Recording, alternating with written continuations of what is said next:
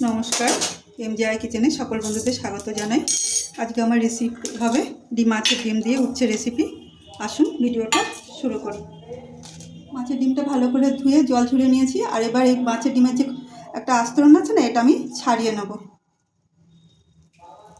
মাছের ডিমটা ছাড়িয়ে নিয়েছি। আমি এর মধ্যে গরম মশলা গুঁড়ো, হলুদ আর ধনে গুঁড়ো দিয়ে দিচ্ছি। আর দিয়ে দিচ্ছি লবণ। এটা দিয়ে আমি মাখিয়ে রেখে দেবো। আমি এবার একটা মশলা করে নেব, তার জন্য বাদাম দিচ্ছি। বাদামটা ভেজে নেব। বাদাম একটু ভেজে নেওয়ার পর আমি মটর ডাল, বিউলির ডাল, রসুন আর শুকনো লঙ্কা একসঙ্গে ভেজে নিচ্ছি। ডাল ভাজা হয়েছে, এবার এর মধ্যে আমি দিয়ে দেব লবণ। একটু ভেজে নামিয়ে ঠান্ডা করতে দেবো। ভাজা হয়ে গেছে, আমি এবার দিয়ে দিচ্ছি, ঠান্ডা হতে দেবো। আমি এবার কড়াতে তেল দিয়ে দিচ্ছি। এবার আমি ডিমটা ভেজে নেব। ডিমটা উল্টে দেবো, হালকা ভেজে নেব।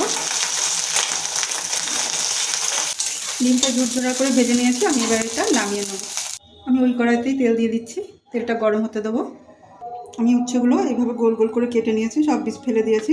আমি এবার উচ্ছেগুলো ভেজে নেব। উচ্ছেগুলো অনবরত নেড়ে ভেজে নিয়েছি।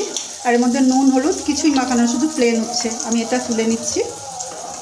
বাকি উচ্ছেটা ব্রাউন করে ভেজে নেব।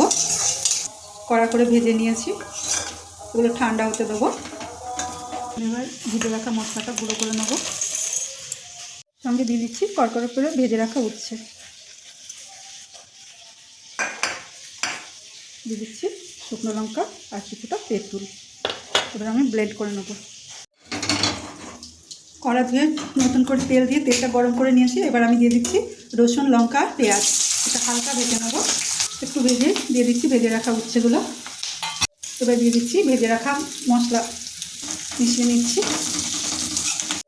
ভেজে রাখা মাছের ডিম।